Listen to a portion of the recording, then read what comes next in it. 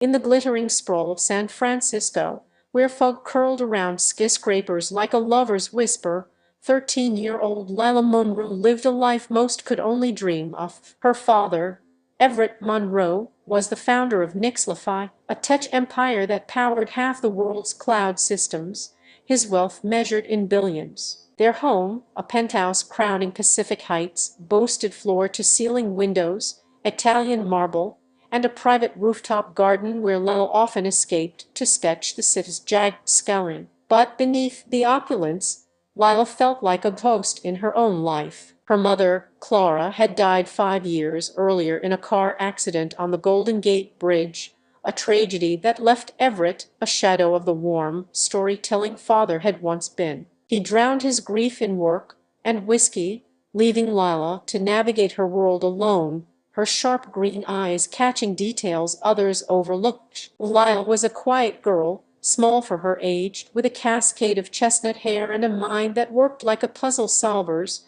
piecing together fragments others ignored. At her elite private school, she was an enigma, brilliant but reserved, her sketchbook her closest confidant. She drew everything, the curve of her mother's smile from memory, the nervous twitch of a teacher's hand, the way the city's lights flickered like stars through the fog. But lately, her drawings had taken a darker turn, shadowy figures, half-formed faces, and a recurring image of a woman with cold, calculating eyes. That woman was Vanessa Langley, her father's fiancée, who'd swept into their lives 8 months ago like a storm disguised as sunlight. Vanessa was 32, a former model with porcelain skin and hair like spun gold. She moved with the grace of someone who'd spent years commanding attention, her laughter filling the penthouse's sterile halls. To Everett, she was salvation, a vibrant, witty woman who pulled him from the abyss of his grief. To the world,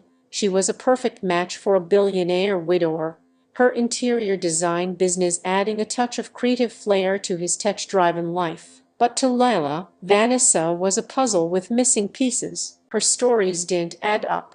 She claimed to have grown up in Paris, but her accent slipped into something flatter, Midwestern, when she thought no one was listening. She said she'd studied art at Yale, yet faltered when Lil asked about Impressionism, and her phone always buzzing, always silenced with a quick, tight smile held secrets Lila could feel in her bones. The first crack in Vanessa's facade appeared at a charity gala, where Lil overheard her on a balcony, speaking in hushed tones to an unknown caller's "Has hooked. Just keep the paperwork clean." Lila, tucked behind a potted fern, felt her pulse quicken. Who was he? Her father.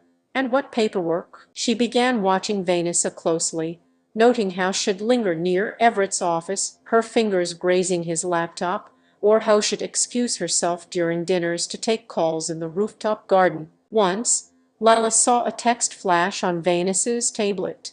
"Phase 2 starts after the ring. Don't call again." Vanessa had snatched the device away, her eyes locking onto Lila's with a flicker of something dangerous warning, perhaps, or fear. Everett, meanwhile, was blind to it all. Vanessa had moved into the penthouse within weeks, redecorating with stark modern art and chrome accents that erased the last traces of Clara's warmth. When Everett proposed after a whirlwind 5-month romance, Lila's heart sank. The engagement party, held on a yacht in the bay, was a spectacle of wealth, caviar, live jazz, and guests in designer gowns. Lila stood at the railing, clutching her sketchbook, watching Vanessa charm senators and seas while her father beamed like a man reborn. But Lila saw the cracks, Vanessa's hand tightening on her glass when a guest asked about her past, the way her smile faltered when Everett mentioned his latest acquisition. That night, Lila found a locked folder on Vanessa's tablet, labeled "Assets, Everett Monroe."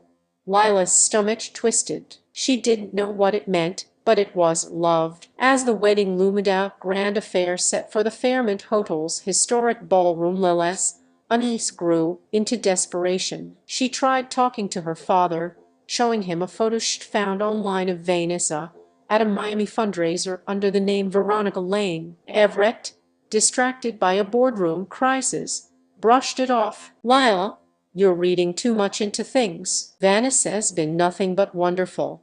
You'll love her once you give her a chance. Lila wanted to scream. Wonderful people didn't have aliases. Wonderful people didn't lock their phones with 6-digit codes or keep burner phones hidden in their purses. Lila turned to sleuthing, using skills honed reading detective novels and watching true crime documentaries. She borrowed her father's old laptop, which still had access to Nextlife's internal servers, and scored public records, social media, and cached web pages. What she found chilled her. Vanessa Langley didn't exist before 2 years ago, but Veronica Lane died, a woman linked to a string of wealthy men in Chicago, Mimi, and Seattle, all of whom had faced financial ruin after brief relationships with her. One article mentioned a fraud investigation dropped when Veronica vanished. Another showed her at a gala with a hedge fund manager who'd later accused her of identity theft. The pieces fit. Vanessa was a con artist, targeting Everett's fortune. The night before the wedding, Lila broke into Vanessa's study, a sleek room with locked drawers and a faint scent of jasmine. Using a hairpin and a tutorial she'd found online, she opened a desk drawer and found a USB drive labeled "Entrancefur" and a burner phone with a single contact, Broker. Her hands shook as she plugged the USB into her laptop. Files loaded, bank statements, were transfer instructions, and a draft email scheduling a $50 million transfer from Everett's personal account to an offshore bank, set for the day after the wedding. There was also a scanned passport for Veronica Lane, with Vanessa's face but a different birth date, and a plane ticket to Zurich, one way, booked under the same name. Lila's mind raced. She copied the files, returned the US, and spent the night planning. Confronting her father privately hadn't worked. Was too enamored, too trusting. She needed to act publicly, where he couldn't dismiss her. But the weight of it, stopping a wedding, exposing a criminal, facing her father's wrath, kept her awake. Her sketches now filled with Vanessa's face, distorted into something predatory. The wedding day arrived. The Fairmont's ballroom transformed into a vision of white orchids and crystal chandeliers. 800 guests filled the space, their chatter mingling with a string quartet's melody. Lila, in a lavender dress, stood at the back, clutching an envelope with the USB and printouts of her findings. Her heart pounded as Vanessa glided down the aisle, her gown shimmering like moonlight. Everett stood at the altar, his smile radiant but fragile. The officiant began, but before the vows could start, Lila stepped into the aisle. "Stop!" Her voice, small but piercing, silenced the room. Guests turned, murmuring. Everett's face fell, confusion replacing joy. Vanessa froze, her eyes narrowing. Lila's legs wobbled, but she pressed forward. "Dad, you can't marry her. She's not Vanessa Langley. She's Veronica Lane, and she's a con artist. She's planning to steal $50 million from you tomorrow." The crowd gasped. Vanessa laughed, a brittle sound. "Lila, honey, this is absurd. You're just upset about your father moving on." But her hands trembled, betraying her. Lila held up the envelope. "I have proof. Bank transfers, fake passports, everything. She's done this before, Dad, to other men, in other cities." Everett hesitated, his eyes darting between his daughter and his fiancé. Lila thrust the envelope into his hands. "Please, just look." He opened it, his face draining of color as he read the printouts, the transfer instructions, the passport, the aliases. The ballroom buzzed with whispers as guests pulled out phones, recording the scene. Vanessa's charm crumbled, her voice rising. "This is a lie, Everett. You can't believe her." But Everett was already dialing 911, his voice shaking. "I need to report a fraud. My fiancé, there's evidence she's planning to steal from me." Security moved in, escorting Vanessa out as she shouted denials, her composure shattered. The guests dispersed, the wedding cancelled, the scandal already trending online. The aftermath was chaos. Police raided Vanessa's accounts, uncovering a network of con artists targeting wealthy men across the globe. Veronica Lane, they learned, was just one of her aliases.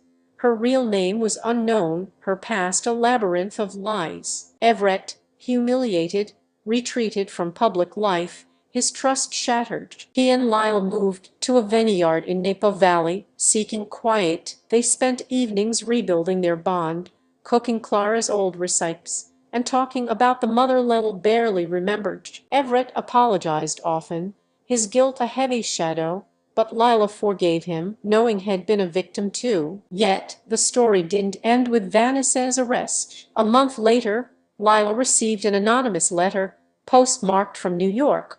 "You're clever, Lila, but you only won because I slipped. My friends are still out there. Watch your back." The handwriting matched Vanessa's. Lila burned it, her heart racing, but the words lingered. She began noticing things: strange cars lingering near the vineyard, unfamiliar faces at the local market. She didn't tell her father, not wanting to worry him, but she kept her sketchbook close, drawing the faces she saw, her pencil tracing her fears. As years passed, Lila grew into a fierce young woman, her courage shaping her into an amateur investigator. She studied criminology, driven by the need to understand people like Vanessa. Everett, older and wiser, devoted his wealth to a foundation in Clara's name, helping victims of fraud. But Lila never forgot the letter. She installed security cameras, learned to code, and kept a file of every odd encounter. One day, a new face appeared in Napa, a woman at a cafe, watching Lila too closely, her smile too familiar. Lila's pencil froze mid-sketch. The game wasn't over.